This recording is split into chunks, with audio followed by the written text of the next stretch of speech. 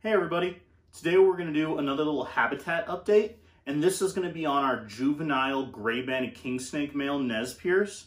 So I wanted to do something a little bit different, and you've kind of seen that before, like with O'Malley's Mexican black kingsnake setup, where I wanted to kind of give him the choice because of where his habitat is found. He's found in kind of both sandy, kind of drier desert arid kind of climates, as well as a little bit more forested with, you know, a little bit like loose soil and stuff like that. So to do something a little bit different, instead of like the usual like just aspen bedding or something like that, I again went with the crushed walnut substrate.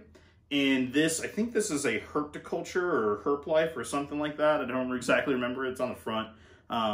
It's a little, this cute little mini container. This used to belong to a friend of ours for their baby ball python. He's since outgrown it. So we washed it up, cleaned it out, sanitized it, all of that fun jazz. And now we're going to put our juvenile gray band in here. So eventually he's probably going to outgrow this because gray bands get 2.5, 3 feet-ish, depending. So eventually this is going to be a little small for him, but this will be good for a little while, and we're going to see how he likes it.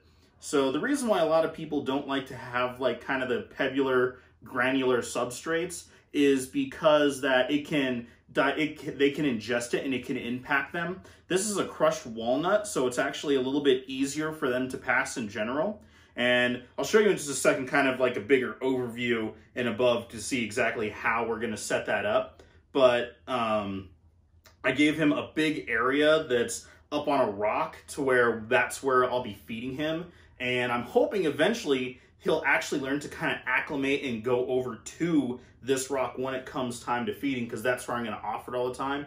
And animals in general become very habituated and used to certain patterns like that, and it's been shown that snakes will do that as well. So it'll be another fun little mini experiment exactly how this is going to go. So these guys are found in southwestern Texas, very dry, very hot. But that doesn't mean it needs to be super hot all the time. Snakes are coming out when it's 110 degrees. They're coming out in the mornings, in the evenings, and at night. They're crepuscular, these type of snakes, so that means they're active day, night, in the early twilight and dimming hours of the day when it's not super, super hot. That's when you're finding them out on rocks, on roads, and stuff like that. So how we're going to keep him is he's going to be in our hot, arid room, where we keep kind of an ambient temp of all the time except for in the winter, and then we'll add a little bit of supplemental heat. It's almost always between like 80 and 90 degrees all the time in there, depending on the time of the day and what cycles of lighting we're doing for some of the other guys like that.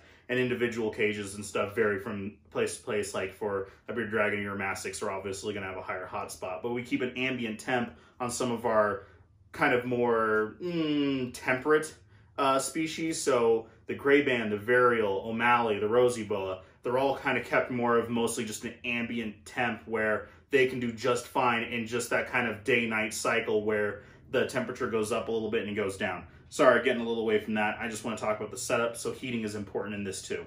So like I said, I'm going to show you in just a second like the total overview of this. So like I said, I used the crushed walnut bedding for the substrate. I'm still giving him a nice big water dish, which I shouldn't have filled up before I moved it over here, of course. So there's a little bit of water spilled. Sorry about that, guys. And like I said, I put this big rock in the kind of like in the back center of it for a place not only for him to eat, and hopefully that'll kind of minimize the chances of any of this walnut bedding, although it is much safer than a lot of other type of granular beddings that'll help potentially intake when we're feeding him as well. Not to mention that these guys, they're kind of found in kind of rockier, kind of like cliff faces, and eventually I'll get a little bit more kind of flat, thin stone to kind of stack up and use a little bit more, so it'll give him, in addition, a place to climb, maybe a little bit of something that more accurately recreates what it's like to found where they're normally occurring. But he'll sit there like that, and then once we start to add the supplemental heat, like come winter, we'll put the heating pad back under there, so they'll act as kind of like a little bit of a radiator for him to climb on. We have more chala wood. I went and I got a bunch of this dried chala wood, so I'm putting them in a lot of the enclosures, mostly for like the arid species. We have one in with the Brettles python, with the bearded dragon, with O'Malley that you saw in the previous video.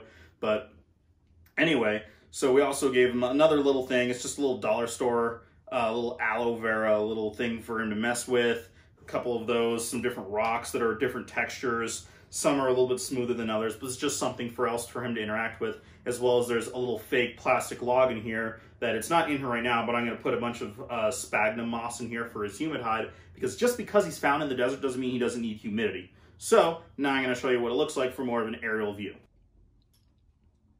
So I went ahead and put Nez Perce in here, and it's really bright, and there's kind of a lot of noises, and he was out a little bit before because I was cleaning out his old tub because he's officially out of quarantine. So he immediately went and hid under his little fake log, which is okay. That's perfectly fine. That's why it's there. So this is a herp cult little container. So it doesn't seem like it'd be super secure, but you can see over here in the back, these little guys right here, those are actually little very strong magnets. So where this will go on there, and they can't really pull it out at all. And there's no room for a little guy like the little gray band that he is to actually get out. And it's strong enough to where, even like I said before, this used to house a baby ball python, to where that couldn't force its way out with how strong of a magnet that is. So I'm not worried about him getting out like that. So as we can see, there's this big, like it's pretty good size little stone that I'm using for the spot where he's going to be eating, as well as eventually it'll be a place for him to kind of sunbathe and bask and stuff like that. I don't think I'll have UVB on him, but they still get a 12-hour long cycle. So hopefully that'll be something, 12-hour light cycle. Hopefully that'll be good for them. I've seen that it's improved with a lot of other things for other snakes and stuff like that. So like I said, in this, I'm going to be putting a lot of sphagnum moss in and out so he can still get up and under there. Let's see if we can come around to the side. Sorry, a little streaky. There he is. There's Nez Perce. He's hiding up under there. But anyway, so a little bit different. It's a little bit of an experiment. We'll see how it goes. Hopefully he really likes it. If you guys like these type of videos, or doing these kind of different, naturalistic, slightly trying to make things a little bit differently, not just straight aspen or cypress mulch all the time type bedding, changing stuff up, trying to make it to where it's like a little happy medium between super naturalistic and kind of little hobbyist pet type owner things. Let me know down in the comments if you guys have any ideas, if you guys have liked these things and are doing your own. Let me know. Hope you guys enjoyed this, and I'll check you next time.